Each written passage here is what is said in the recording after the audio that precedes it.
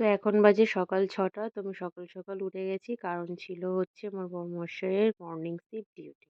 তো টিফিন বানাতে হবে তাই উঠে গেছি। তো হ্যালো এভরিওয়ান, গুড মর্নিং সবাইকে।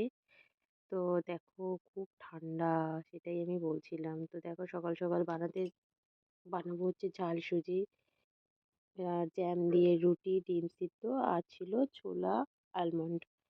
তো এই বানানো হয়ে গেছে টিফিন। তারপর আমি রুমটা ঝাড় দিয়ে নিলাম। নিয়ে আমি নিজে রেডি হয়েছি নিজেকে একটু টাইম দেওয়ার জন্য। সেটা হচ্ছে আমি গিয়েছিলাম একটু ওয়ার্কআউট করতে। হাঁটাহাঁটি করে আসলাম।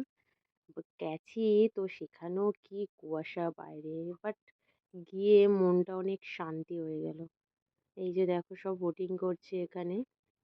আর পুরো কুয়াশা, ঠান্ডা জলের হাওয়া। আর তার মধ্যে হাঁটতে ভালোও লাগছিল। তো হাঁটার থেকে সবথেকে মাইন্ডটাই ফ্রেশ হয়ে গেছিল। একটা মনোরম শান্তির পরিবেশ। বলছিলাম এখানে কি ঠান্ডা লাগছে, কি ঠান্ডা। জলের পাশ থেকে হেঁটে, হেঁটে যাচ্ছি। প্রচুর ঠান্ডা, কুয়াশা। তো হাঁটাহাঁটি করে ঘরে চলে আসলাম। এসে রুমটা বিছানাটা গুছিয়ে নিলাম। তোমার বিছানা গোছানো ডান। এবার চলে গেলাম রান্না করতে। সিম্পল মেনু রান্না করেছি আজকে। তারপর ঘরটা মুছে স্নান করে নিলাম। স্নান-টান করে চলে গেলাম পুজো দিতে। পুজো দেওয়াই কমপ্লিট।